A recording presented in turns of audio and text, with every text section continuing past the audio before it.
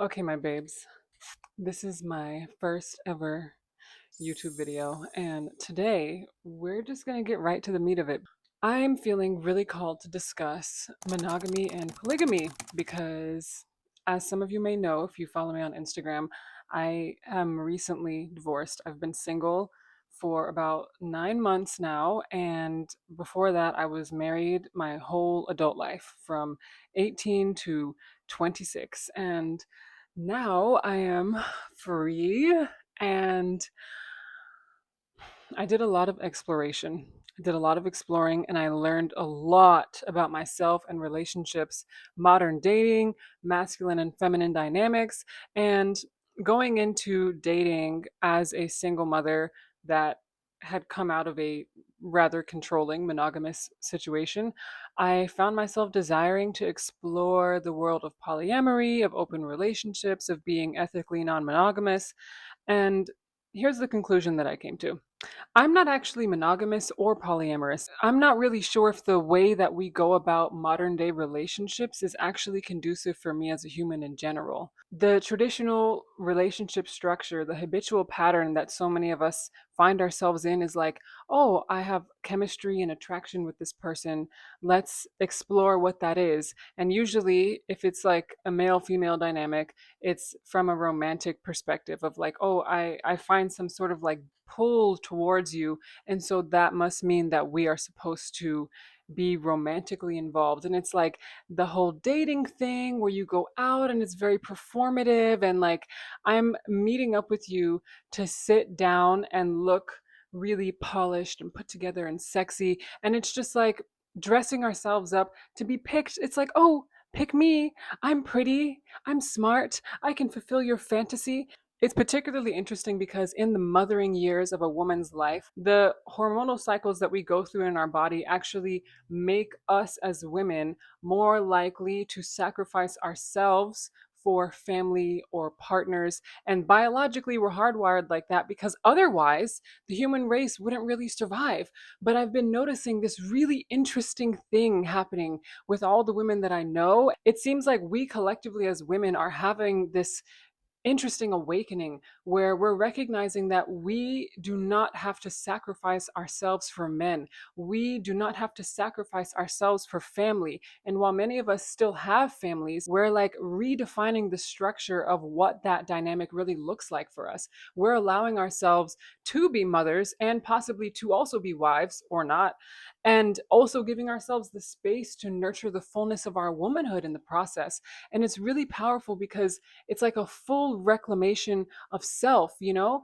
And the pattern that I notice typically with a lot of women, like we go through these years of maidenhood, of girlhood, where we just want to be chosen. We just want to be validated. When it comes to dating, we women have a tendency to lean into self abandonment in order to be chosen, right? Like, um, shrinking aspects of ourselves that do not appeal to the male gaze, or beauty standards. My goodness, there are so many things that I could name as examples. Like, we are societally programmed to conform to a viewpoint, a mold of what a woman should be, of what an attractive woman should be, of what a desirable woman should be. And really, what dating as a single mother has taught me is that it doesn't actually matter if I am chosen by anybody else or not, if I abandon myself in the process. And it literally does not matter if a man desires me or not, if he finds me interesting or not, if he finds me intelligent or not, because that has nothing to do with me. All of my own worth is inherent. And the most important person that needs to recognize that is me. That's why I'm not really sure if I want to do relationships in general. I think it's strange, this habitual process of like coupling with a person, living together, making a family. It's like enmeshing your life with one individual, and particularly from a monogamous perspective, you're meshing your life with someone. You're building your world around them, around each other, and it's very centralizing. Like, romance is very centralized in a monogamous perspective. With polygamy, it's a bit more like the individual is central. Like, that's what feels um more conducive for me. But still, relationships in general, when you are not at a place as a woman where you're capable of meeting your own needs, whether that's emotionally, mentally, financially, spiritually, it takes too much energy out of me to pour into nurturing a relationship with another person or multiple people when I can't even meet these needs for myself, right? It's like it's another form of self abandonment. It's like another form of distracting myself from the work that I need to do in order to get to stable ground.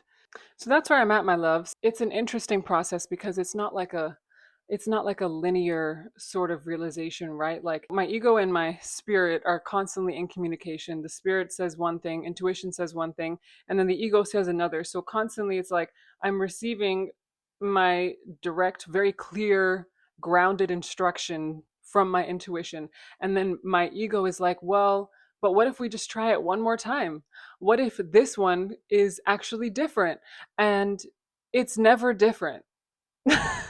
It's almost never different. And so at the end of the day, what I'm learning about being a dating single mother is that the labels and the definitions are helpful for communicating about myself in a quick and concise way. But at the end of the day, the labels don't define me. I define me. And I can never go wrong with choosing myself. Like we can never go wrong as women when we choose ourselves. So that's where I'm at, darlings, in my dating journey and with my thoughts on what relationships really look like for me right now in this stage of my life. I've been leaning into nurturing platonic friendships, into nurturing sisterhood, and really into just exploring my relationship to myself because at the end of the day, when my friends are not here, when lovers are not here, when my kids are not here, and it's just me, I want to constantly come home to an internal environment that's really nurturing, that's really conducive for my well being. That's all for today, my darlings. I would love to know your thoughts and reflections in the comments.